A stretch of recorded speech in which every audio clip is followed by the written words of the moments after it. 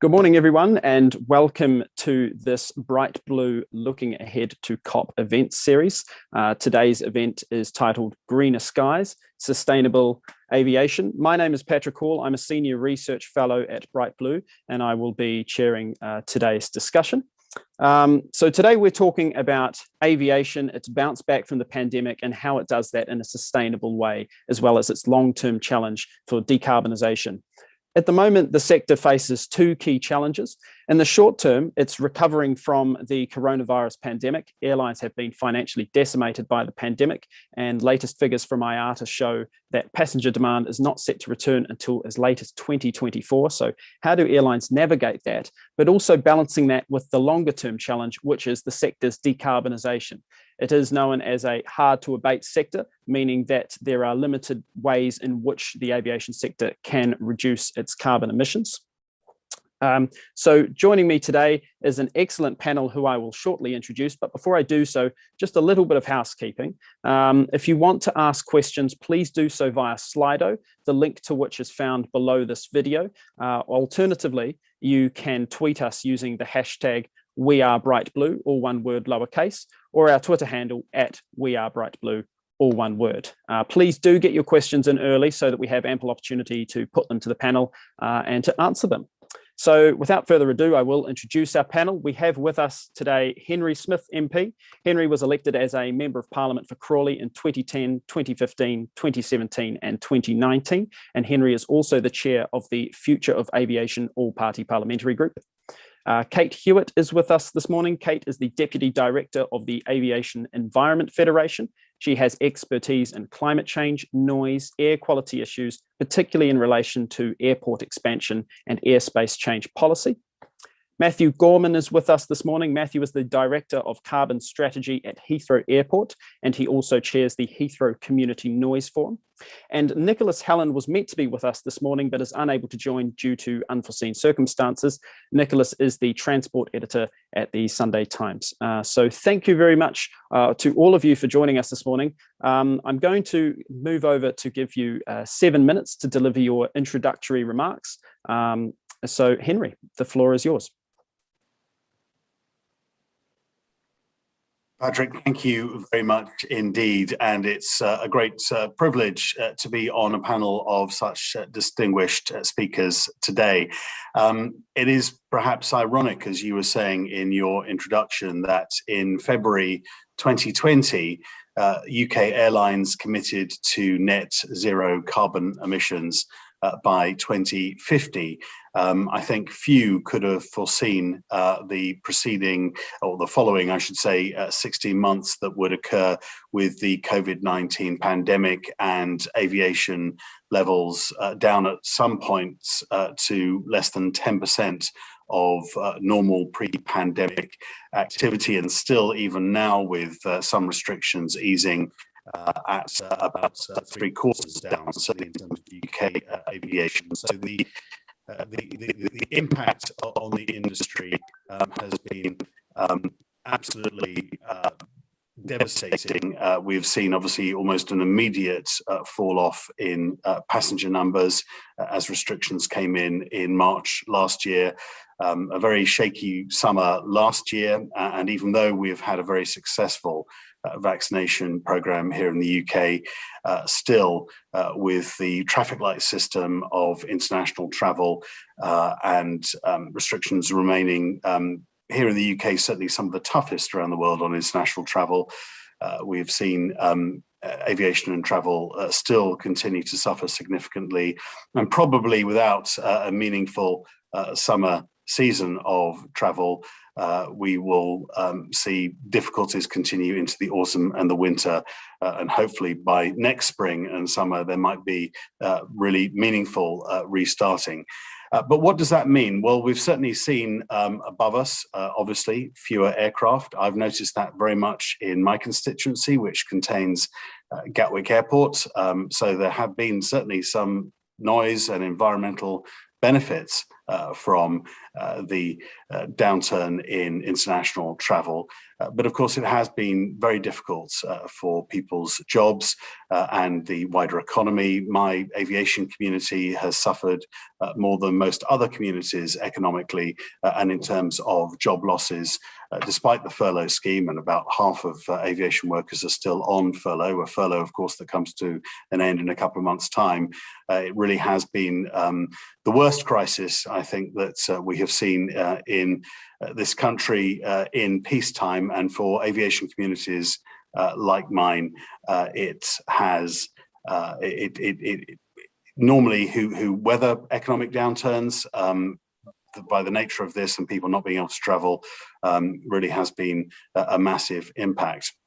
But I pay tribute to the aviation sector for looking to the future, to sticking to its targets to have net zero carbon emissions by 2050. And I also pay tribute to the government for establishing the Jet Zero Council, and just recently, last week, an injection of a further £3 million into research into sustainable aviation fuels, better configured aircraft so they are more efficient in flight.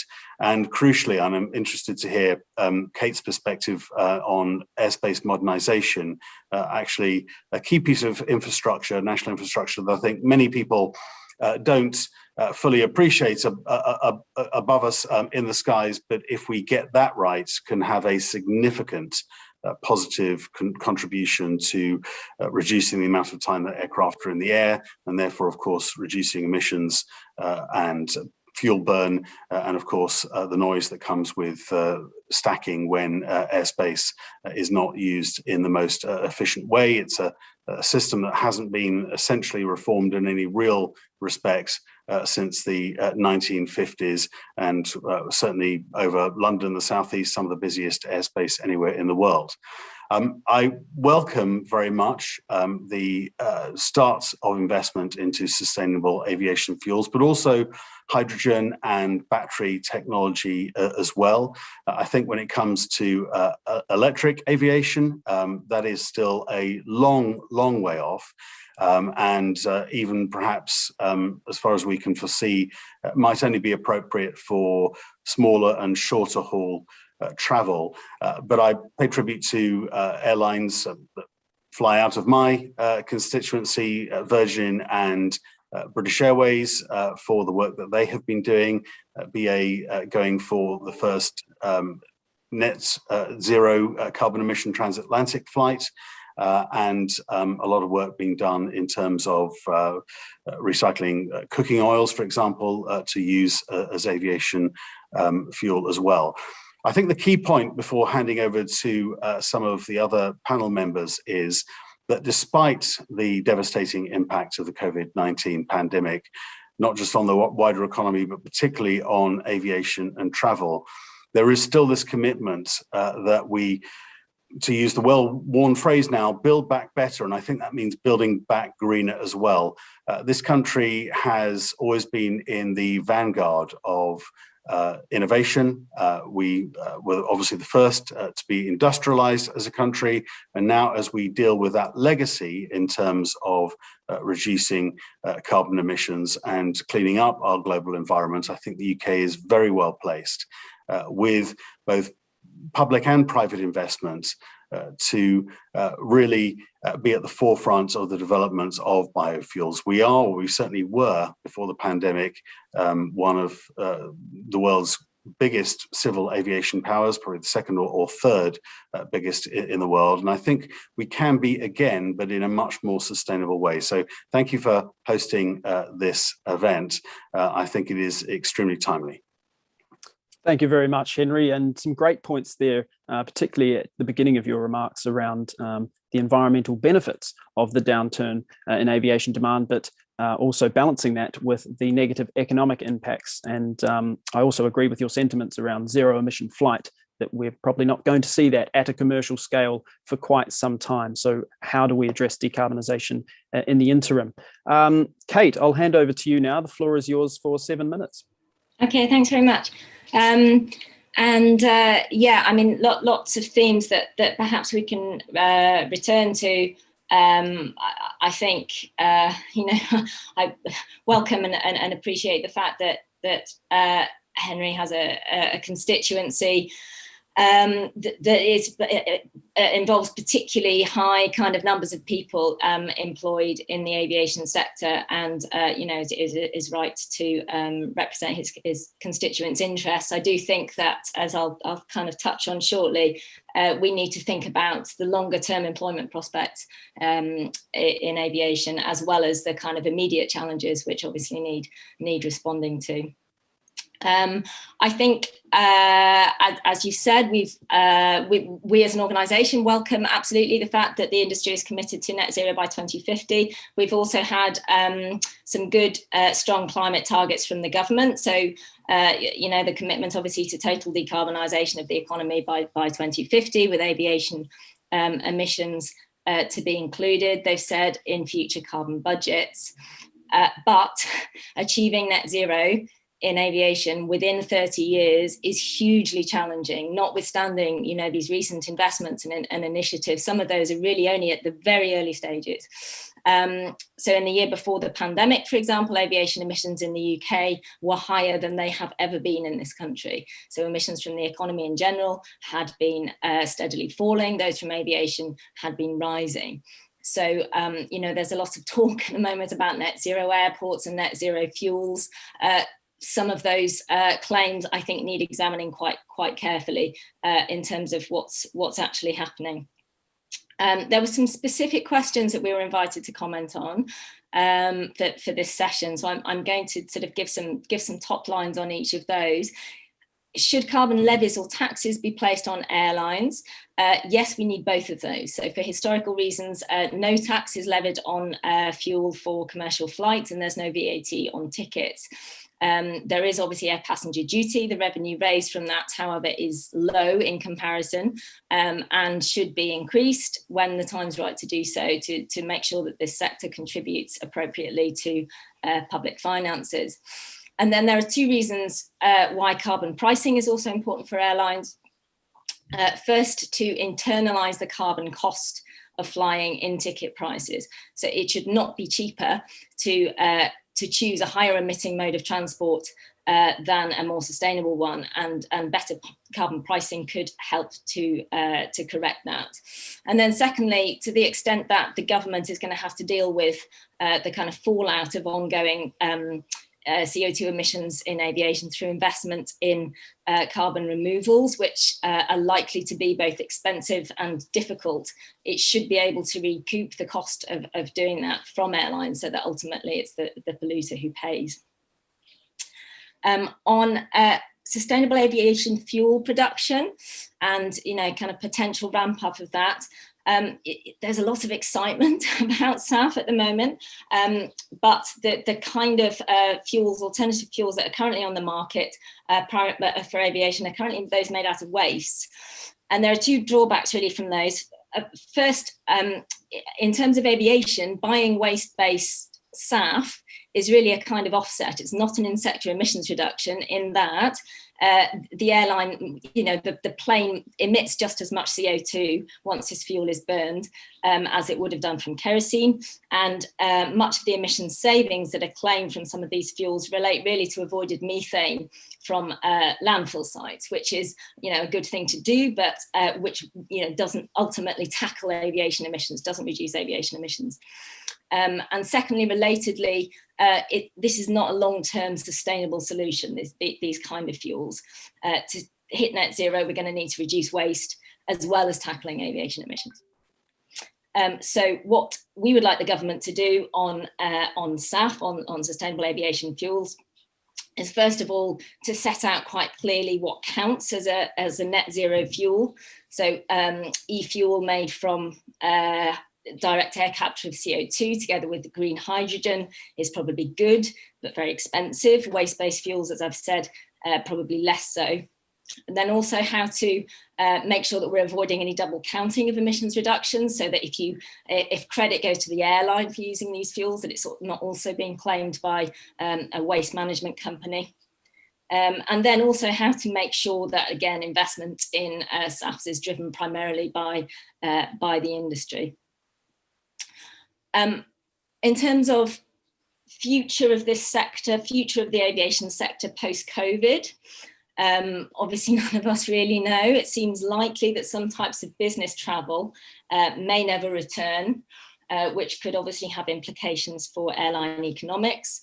In terms of holidays, let's see, people have certainly remained as concerned about climate change as they were before the pandemic, which may have an impact on future travel choices. I think what is fairly certain is that we'll have fewer people overall directly employed in aviation going forward.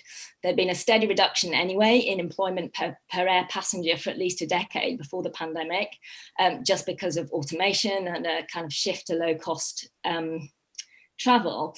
And now additionally, for climate reasons, I think there's increasing acceptance of the need, well, maybe not on this panel, but potentially of the need to cut demand. That was certainly an assumption made, for example, in the IEA's recent report on net zero, that was part of the picture for aviation emissions globally. So I'd argue that we can't keep trying to save jobs in aviation just by encouraging more and more consumption, and that we need to be looking at how to support transition of some parts of the workforce into jobs with long-term sustainability. Very briefly on zero emissions flight, when might you start to see zero emissions flight? I think for kind of small flights, maybe connecting the Scottish Highlands to the mainland, maybe quite soon, maybe 2030s. But for long haul commercial flights, that's likely to be decades away. And because only 5% of UK aviation emissions are generated by flights under 500 kilometres, then you still have a really big carbon problem. So to summarise, I think this is not a sector that is yet on a pathway to decarbonisation. We need new technologies, we'll need new fuels, and we'll also need less flying in order to meet the targets in time. And that last point is something that could be delivered through better consumer information about aviation emissions, by ending airport expansions, as well as we've talked about, through better ticket pricing. Brilliant. Thank you very much for that, Cait. I think you've made some really interesting points on carbon pricing and sustainable aviation fuels, and also around curbing passenger demand. I'm sure that we'll have an interesting discussion about that, particularly when we get to the Q&A section. But for now, I'll hand over to Matthew to deliver your 7-minute introductory remarks. The floor is yours. Brilliant. Thanks, Patrick. So, my starting point here is that aviation is fundamentally a force for good in the world. And I think the last year, among many things, has shown us how much poorer the world would be without aviation. Yes, it underpins the global economy, and Henry's talked about some of the local benefits of that in the UK, but it's a much broader benefit, helping millions out of poverty through exports around the world. But it's wealth in a much broader sense, building understanding across cultures and connecting families. So, and we will return to this in the Q&A, but the idea that the solution to aviation is somehow taking aviation out of society rather than taking the carbon out of aviation is something that I would fundamentally challenge. It's clearly true, though, that those benefits of aviation cannot come at any cost. Climate is an existential threat to all of us, to aviation and the aviation sector, and we've got to address it. And we need to do that now, and we've got to do it decisively. So for aviation, we can't use the fact that we're too economically important, too hard to abate to avoid our responsibilities. And the risk here for us isn't just growing opposition to airport expansion or flight shaming. It's actually the real impact of climate changing as well. No one's going to fly to tropical islands that are underwater or to what were once fertile areas that have been claimed by the desert. And just as significant as those direct impacts on some of our markets are the wider economic shocks that could be caused by severe climate change. Extreme weather, potential food and water shortages would have a huge knock-on impact too. So our collective challenge is, how do we protect those benefits of aviation in a world without carbon? And the good news is, I think we can. There are two main ways that we need to take the carbon out of flying. The first is changing to lower carbon sustainable fuels. And the second is changing the plane to zero emissions technologies. And we've touched on electric and hydrogen. So let me just say a little bit about both of those. But I'm going to major on sustainable fuels or sustainable aviation fuel, SAF, because we think that's really the only proven way to get aviation to net zero by 2050, by rapidly scaling up the production use of SAF now. So SAF can be blended with jet fuel, so can be dropped into today's aircraft and pipelines. That's one of its key advantages. You don't need to wait for the 25-year aircraft replacement cycle. The faster you can scale up SAF production now, the faster you can decarbonize. It's proven. There have been 250,000 flights with SAF already, typically with advanced biofuels that take waste, be that agricultural, household, industrial, forestry waste, and convert that to fuel. So that avoids some of the issues with first generation biofuels, which tended to be crop-based and can compete with food production and lead to deforestation. Worth saying, of course, that these advanced biofuels can but must meet the strictest sustainability standards, independently verified. But they can cut carbon by 70% or more. As Cait pointed out, actually the next generation of SAF is really exciting, fully synthetic fuels where you take renewably produced hydrogen, combine it with captured carbon to make a fully carbon neutral fuel. But fundamentally, the challenge with SAF is an economic one. It costs more than fossil kerosene. So airlines are hesitant to sign up to long-term demand contracts, and investors are hesitant, therefore, to build the supply. So there are two big things that the government needs to do to kickstart a new SAF industry. And I'm going to focus on the UK, but actually the recipe is pretty similar around the world. The first on the supply side is a mandate to increase production of SAF. We think that needs to rise to at least 10% by 2030 and at least 50% by 2050. And the second on the demand side is to create the right commercial incentives, price stability mechanisms that will help close that price gap with kerosene. It's worth saying as well, this isn't just about decarbonisation. There are huge economic opportunities for the UK here. This is a competitive sector, real technology export potential. If we got to that kind of 10% level by the end of this decade, we could be sporting well over 20,000 jobs in the UK. And that's investment in some of the regions that the government is targeting to level up regions and nations, I should say, of the UK. So, as Henry said, the UK government is starting to act, which is great. The Prime Minister has set the ambition of flight across the Atlantic without harm to the environment within the generation. The Jet Zero Council's been set up, and the government is consulting very soon, actually, on a mandate, which is one of the two policy recommendations I outlined, is looking at consulting on those kind of commercial incentives for SAF as well. But there's currently what I'd call an ambition to action gap, and we've got to move fast on this, or we're going to A, be too slow to decarbonise, and B, lose out to other parts of the world. So Europe has got several SAF plants operational already, more planned.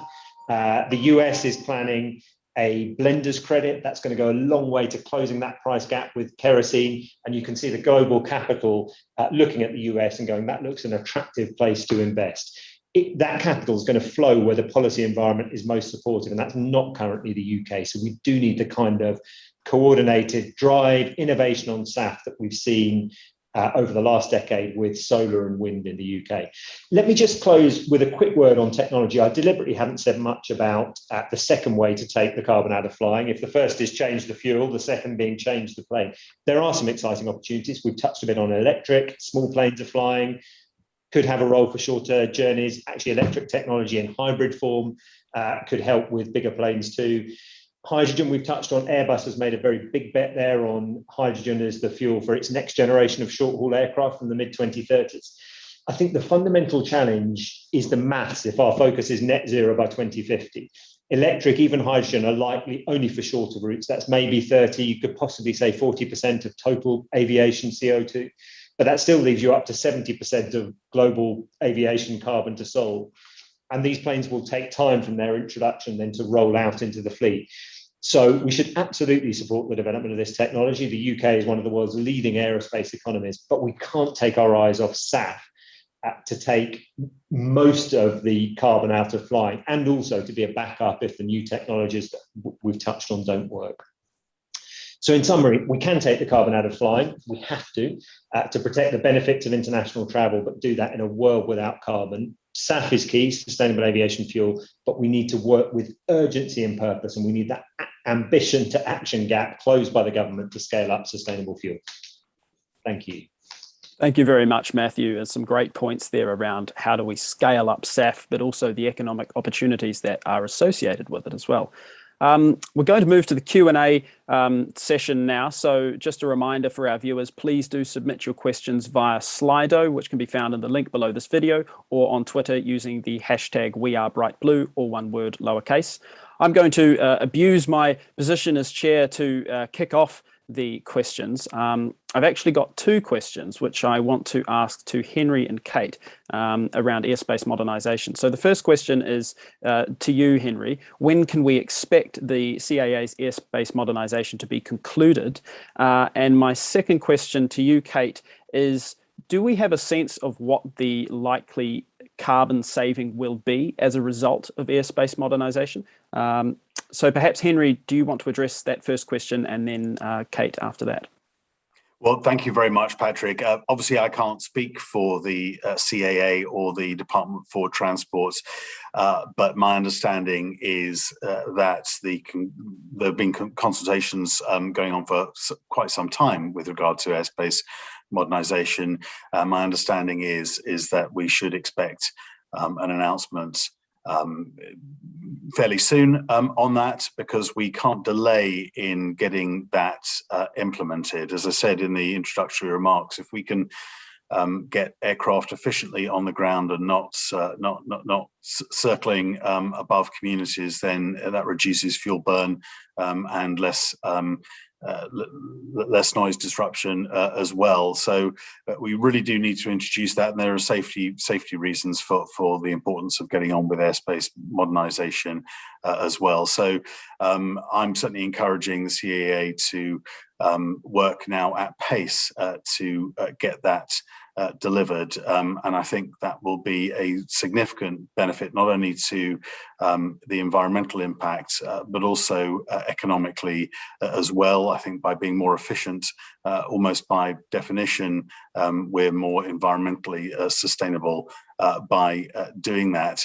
And now is actually the time, I think, where we've had this unexpected and unprecedented lull in aviation. Now's the time really that I think we can bring in airspace modernisation as we, to again use that well-worn phrase, as we seek to build back better and greener.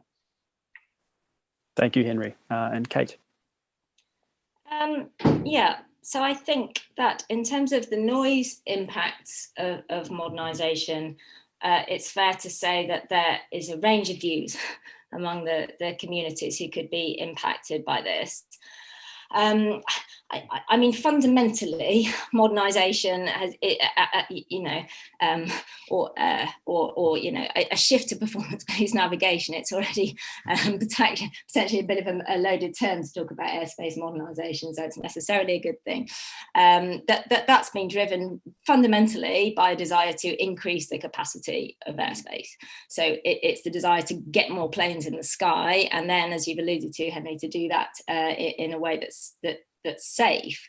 I mean, alternatively, of course, you could have safer skies by having fewer planes in them. And I think it's worth us just remembering that this is not a process that is being put in place fundamentally for environmental reasons. And that therefore any kind of carbon savings that you might get from airspace modernisation can be very easily wiped out by an increase in air traffic. That unfortunately the kind of CO2 savings that you get by, for example, reducing stacking are in the very low percentage points in terms of the overall emissions from that flight. Having said that, as I say, there are, if you're talking more about the kind of noise impacts of doing this, there are some community groups who believe that a change in airspace would allow for more kind of precise routing of aircraft, and therefore more predictability, and a way of avoiding, particularly densely populated areas, for example. I think the flip side of that is that what you're potentially creating are very concentrated routes in the sky, and for people who happen to live underneath one of those routes, they can have a pretty grim time in terms of the kind of relentless flying over flights that they then get. So it remains a contentious issue, I suppose it's fair to say, in terms of whether there is genuinely a noise benefit available from this. But overall, both the noise and climate impact of aviation have much more to do with how many planes are in the sky than exactly where they fly. Thank you, Cait. Matt, I believe you want to come in on that question as well. Yeah, just on the numbers, we've looked at this at Heathrow, and we think airspace modernisation could save around 7% of 2019 carbon. So while it's not going to solve the whole carbon problem, I don't think any single thing can. It's a significant opportunity. It allows us to operate more efficiently generally, as well as delivering carbon savings. As Cait and Henry have both pointed out, we need to design new airspace in a way that tackles noise as well. We're looking at sharing the noise across different flight paths as something the community tells us around Heathrow they would like, so that people get predictable breaks from the noise. But I think in carbon terms, there's definitely a saving that's worth going after. There's just an inherent inefficiency. Airspace is very safe, but as Henry said, designed decades ago, and it's just not efficient anymore. Okay, thank you, Matt. Well, we'll go to some questions now from our viewers. I'm going to start actually by putting this question to you, Matt. It is quite a technical one around fuels, from David Dundas, who asks, SAF synthesized by air capture of CO2 with green hydrogen plus electricity in Fischer-Tropsch is energy expensive. So have you considered biomethane as a feedstock? I'm not aware that anyone has looked at biomethane for aviation, but it's something I'll take and ask the question to others in the sector. It is true that what David's referring to there are the kinds of synthetic fuels that Cait and I both talked about, also known as power-to-liquid fuels or e-fuels, where basically you're using electricity renewable to make hydrogen. You're combining that hydrogen with carbon captured from the air in future to make a hydrocarbon type fuel, a kerosene type fuel. But the advantage is it's completely carbon neutral, because you're capturing carbon. Yes, the plane's still emitting it, but you're capturing it. So it's a closed loop in a sense. It is more expensive at the moment, but that kind of package of policy measures I talked about, a mandate to increase supply and the right commercial incentives to close the price gap with kerosene, we think can work equally well for synthetic fuels in future as well.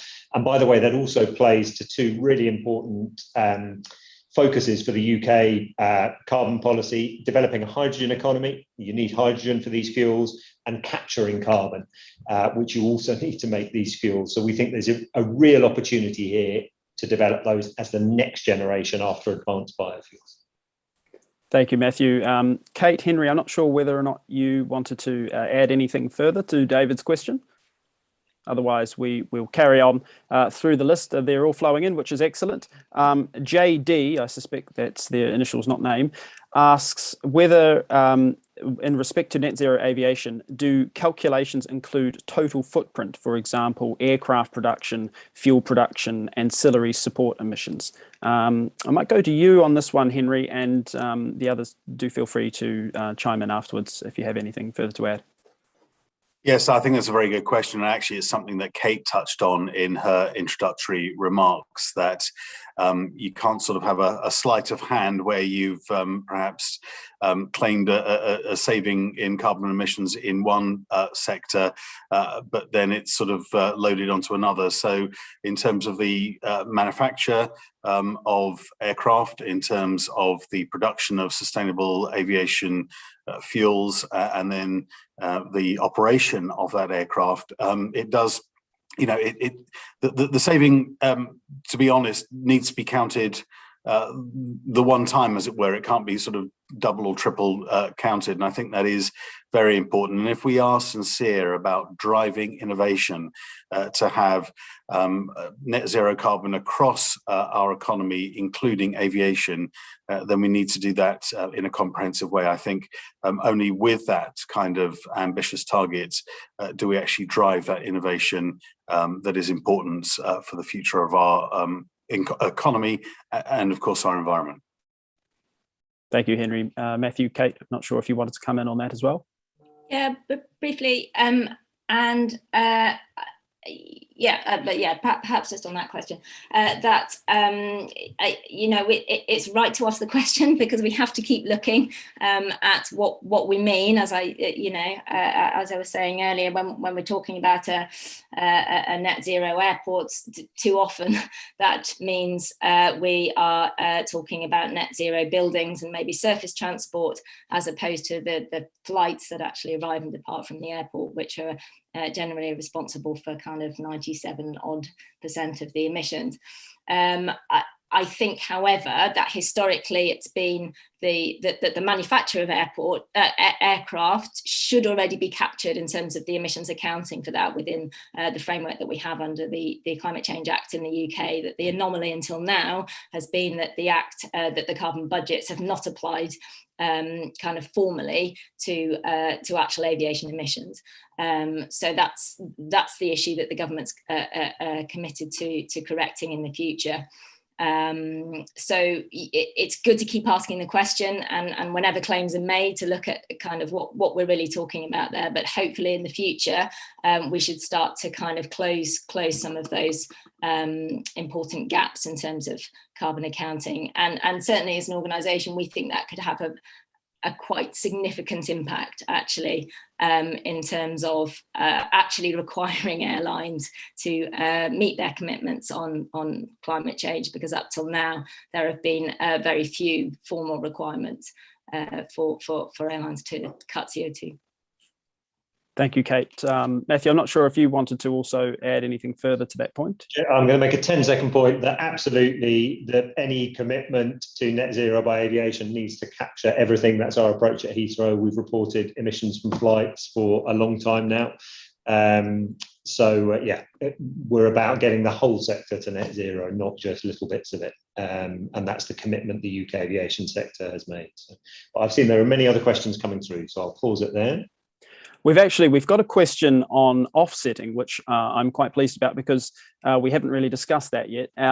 That is now seen somewhat controversially as a method of decarbonisation, but nevertheless it still remains quite central to the sector's plans for going net zero. And I know that obviously it is at the core of the core CORSIA agreement, the global agreement for offsetting emissions from the aviation sector. So Andrew Lambourne asks, is it appropriate for airlines to be emailing their customers saying, don't worry, we're offsetting, when it appears offsets do not reduce overall carbon? Cait, I might go to you on this one first, and then Henry and Matt, please do feel free to add anything further if you wish. Yeah, I think it's helpful to highlight it. I mean, I think that the fact that we think about offsetting in this sector in particular, perhaps more than any other, it is because of the kind of facts that you referred to just in opening the session, that this is going to be one of the hardest sectors to decarbonise compared to others, and that historically carbon offsetting has been kind of the only thing I think that the industry could think of in terms of being able to make a significant reduction in emissions in the short term, that we just haven't got the other technologies available to make in-sector emissions reductions, as I say, in the time that we now have available between now and 2050. I think it's true to say that there are lots of problems with offsets. I mean, if your offset is really about paying for an emissions reduction in another sector, those reductions are not going to be kind of available in the future, because every sector and every country is going to have to achieve overall net zero emissions. So that's going to be a bit of a dead end. We think about offsetting through tree planting, but obviously there's a limit to how much forest we can keep creating every year annually to try and offset these growing emissions or ongoing emissions from aviation. So again, that's not going to be a long-term scalable solution. I mean, I think that the talk about net zero creates a lot of challenges in terms of just kind of our language here. I think almost no one imagines that the aviation sector can reduce its own emissions to nothing by 2050 unless we stop flying. That's, you know, there is going to be the net aspect of that that equation allows for the fact that if there are ongoing emissions, they will need to somehow be balanced. But I think the key difference between that kind of concept of net zero aviation and the sort of historic concept of offsetting is that you're reducing to zero emissions. You're not just making a reduction somewhere else in the world and allowing, you know, aviation emissions to continue.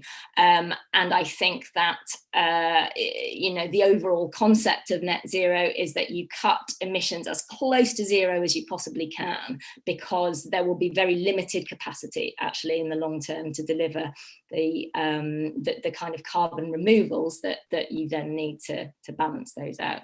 So sorry, it was a bit of a long answer. It's become a more complicated question, I suppose, to answer than it might have been a few years ago. Yeah, certainly sceptical about the possibility of offsetting as a solution for aviation emissions. And I think it's also unhelpful, as a final point, that sometimes those offsets are offered so cheaply, because I think that kind of actually undermines a little bit the kind of messaging that we need to be giving people, that genuinely zero carbon aviation is likely to be expensive, right? And that the fact that you can buy cheap offsets at the moment doesn't mean that that's going to be possible to continue in the future. Sure. Thank you, Cait. Matthew, I know that you want to come in on this as well.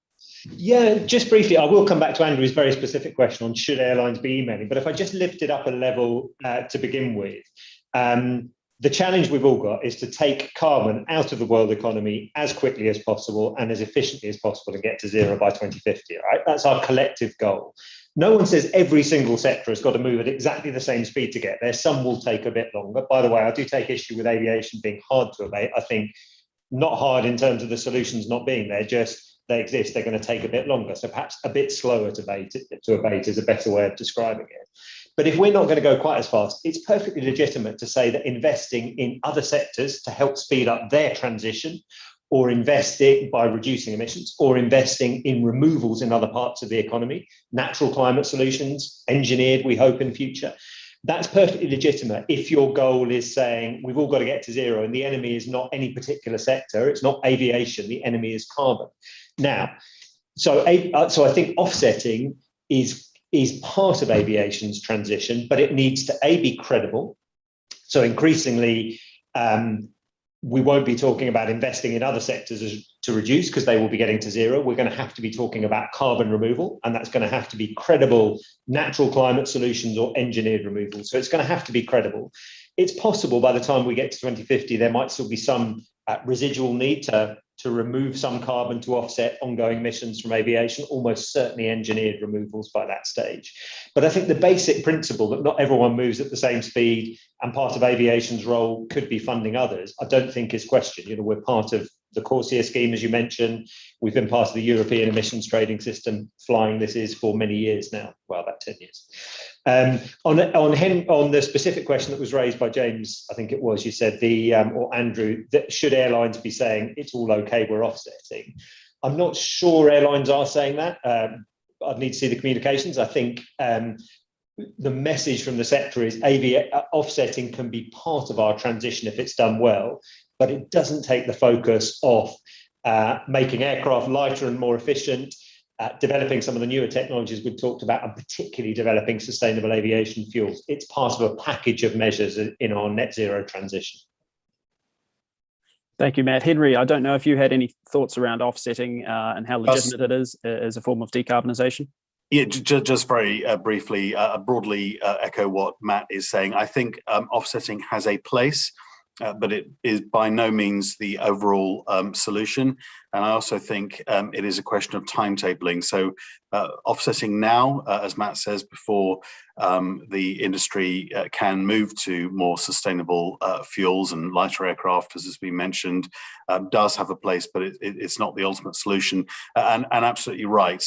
It's no point just virtue signaling about, oh, we're offsetting, so it's fine. It does need to be in a meaningful way. And just one thing I would like to add, and this goes for electric vehicles as well as it does for aviation, is that it's how that electricity is generated as well that is important. The UK, I think its use of coal burn now is down to pre-industrial revolution levels, which is fantastic and will be eliminated in the next few years. But it is a question of how we're generating that electricity that's then used as well. So it's a whole system approach, I think. Thank you, Henry. We do have a question here from James Baird from the European Climate Foundation. James says, Matt mentioned 25-year aircraft renewal cycles. How can we regulate / incentivize manufacturers to rapidly speed up mass rollout of true zero-emission aircraft by 2050? So, Matt, I'll go to you first on that question, and then Henry and Cait, please do add any further thoughts if you have any. I mean, it's an interesting question. So, I mean, James, you asked specifically about how do we incentivize rollout of true zero-emission technology. So I'll start there and then make a slightly broader point. I mean, I think the first thing is to say, well, we need to develop that zero-emissions technology first. And I think there are, before we then look at how quickly you can roll it out, there are strong incentives on manufacturers to make aircraft more fuel efficient. I would say there are strong commercial drivers for them to look at zero-emission technology as they look at the rising expectations of aviation to decarbonize, rising carbon costs for airlines as well. And you see significant investment both by the private sector around the world in R&D, but by governments looking to support their aviation sectors. And that's certainly true in the UK, where aerospace, as I said, is a significant sector, and both the government and private sector are funding research. So I think, in a sense, the incentive to fund the research is there.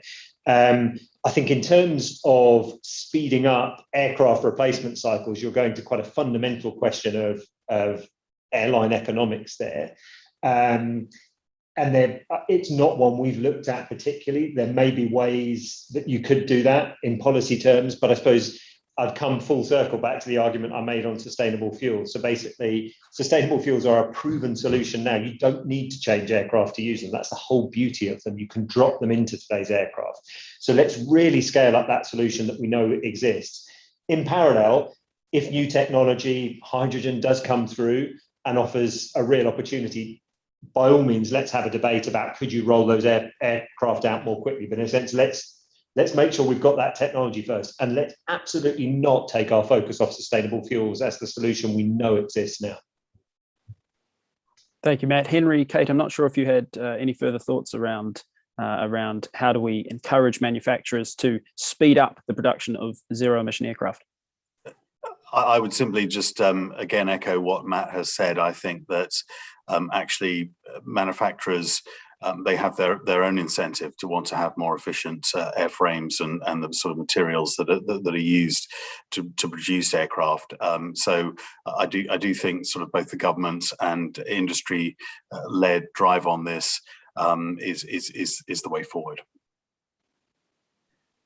Cait, do you have any further thoughts to add? I don't know what the answer is to the question. I agree with comments so far that has always been a strong incentive for airlines to try and cut their fuel costs. So any kind of new technologies that will do that, you would hope that would be available. And the fact that we don't have those zero carbon planes on the markets at the moment is a reminder, as I keep saying, of really the scale of the challenge that we have now between now and 2050. I do want to pick up a little bit on this kind of SAFs point. I think that it's true to say that we know that sustainable aviation fuels can be blended with kerosene and put in an aircraft, and the aircraft can be flown safely. I don't think we yet know that it is possible to sustain the UK's aviation industry using alternative fuels without also cutting the number of flights and probably increasing in some way the cost of flying. as I say, the kind of fuels that are currently on the market are not the kind of e-fuels where you have a complete closed loop, potentially, using tons of renewable energy and hydrogen and captured carbon from the air. Yes, in theory, you could make a kind of closed loop zero carbon fuel. You can't yet buy that stuff. What you can buy are fuels, made from waste products, which, as I say, can help to reduce emissions from the waste sector, but still generate CO2, and therefore are not a long-term scalable solution. Thanks, Cait. Matthew, did you want to respond to what Cait was talking about? On that point, I mean, there's a point on life cycle carbon savings here, to use a bit of technical jargon. The basic science behind saving emissions over a life cycle of a product is not in question. There are standards that governments use around the world to look at this question. And yes, it's true that with biofuels, advanced biofuels that we're talking about, the plane still produces carbon, but you've saved it elsewhere. But there's a whole host of standards that govern that. The basic science is not in question. I think the point around synthetic fuels do not yet exist, absolutely, and we need to scale those up. But I do think the basic principle of using waste-based fuels to cut carbon over the life cycle is right. By the way, just on the question of total supply, I recommend to the audience and the panelists the Energy Transitions Commission's work on this, published last week. It looked at sustainable biomass production for the whole of the world, actually, and concluded there is sufficient sustainable biomass to power aviation and one or two other uses globally that have difficult technological alternatives. Aviation would need to be prioritized, but they've said actually there's a strong case for that because other sectors do have other uses or other alternatives to biomass. So I think there's good, solid analytical evidence which says the supply is there. And by the way, that's without even needing the synthetic fuels, which don't still need to be developed. So I do think let's ground this debate in evidence. Yes, they've got to cut carbon, but the standards show they can. Yes, these have absolutely got to be sustainably sourced, but credible independent bodies show they can. So if by all means, if there are objections or questions, let's look at them, but let's not just kind of throw up a kind of blanket, no, we can't have SAF because there may be some issues with it. Let's try and address the issues. Because if the alternative is taking the flying out of society instead of taking the carbon out of flying, I think we really need to ask ourselves, is that going to be a politically deliverable solution around the world? I just genuinely don't think it is. Thank you, Matt. I'm going to move us on to another question now, just in the interest of time. I'm mindful we've got 8 minutes left to run. An anonymous person asks, should the UK be looking to adopt similar measures taken in France, banning flights on routes where a rail alternative with less than 2.5 hours travel time exists? Cait, I might go to you on this one, and then Henry and Matt, do feel free to add in further thoughts. Yeah, it's an interesting question. I think that it appeals, it's attractive as a concept, but partly because of the fact that it's an unusual example of a government actually putting in place some kind of restrictions, which is something that governments keep saying they can't do in order to try and direct people, to choose a more sustainable mode of travel over a higher emitting one, and actually just doing something positive. I mean, at the moment in the UK, we have, various kind of funding initiatives, and we have some opportunities to, like Jet Zero Council, to kind of talk about what we might do in future. We don't have an aviation climate policy in the UK. We've been waiting for that for several years. So some kind of positive policy action, kind of looks like a good thing. Personally, I think those kind of measures will have a limited impact on total aviation CO2 emissions, unfortunately, because of the fact that it's, as I say, it's really the long haul flights that are generating the largest proportion, easily the biggest factor in terms of determining the emissions from your flight is how far you fly. Possibly looking at how we encourage people to make more sustainable choices in terms terms of where they go on holiday is a good thing to do. But I think that possibly that kind of destination shift in tourism is something that would have a much bigger impact than just looking at sort of modal shift from air to rail for short journeys. Thank you, Cait. Henry, I'm interested in your thoughts on this. It's quite an interventionist measure, isn't it? I imagine it's not inherently one that you would expect from a Conservative government, but I'm interested to hear your thoughts. No, it's not. And it doesn't really sort of gain favour with me for that very reason, because, I think intervention in the market should only really take place where it's going to make a demonstrable positive difference, and I don't think that does. And I believe in personal choice, and I think actually there are better market solutions than this sort of interventionist idea. So yeah, I mentioned virtue signaling earlier on. I tend to think it's more around that. And making people feel better, but actually not particularly solving a problem and taking away, I would argue, people's rights to choose. Thank you, Matt. Sorry, thank you, Henry. Matt, I'm not sure whether you wanted to come in on that.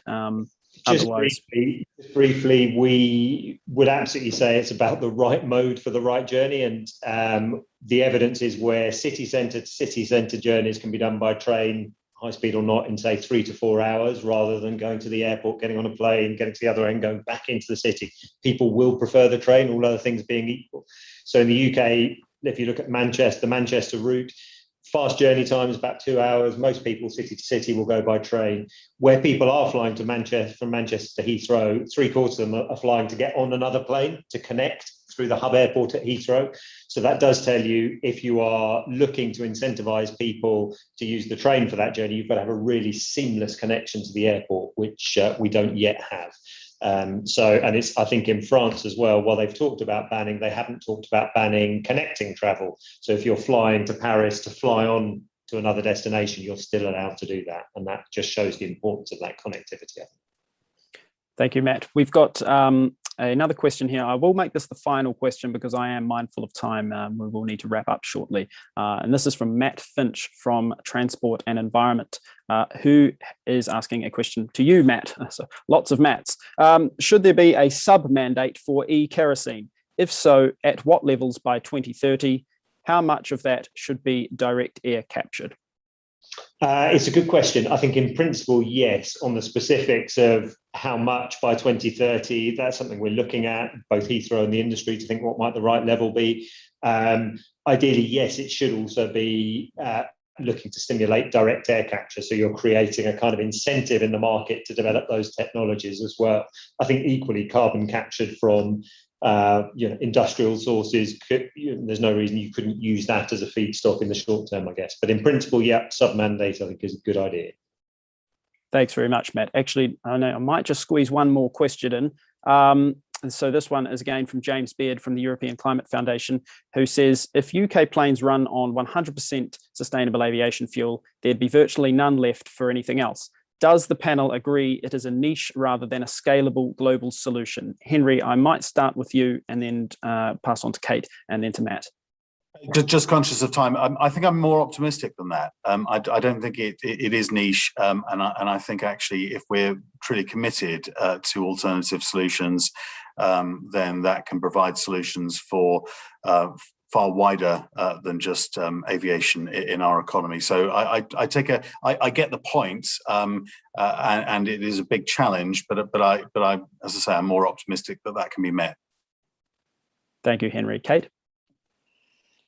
I mean, Matt talks about the importance of us making evidence-based claims, and I completely agree with that. I've seen some material in the press over the last few months suggesting that use of sustainable aviation fuels can cut emissions by more than 100%, right? You don't have to think too long about that to realise that there is something awry here in terms of this sort of some of the claims being made about what these fuels can deliver.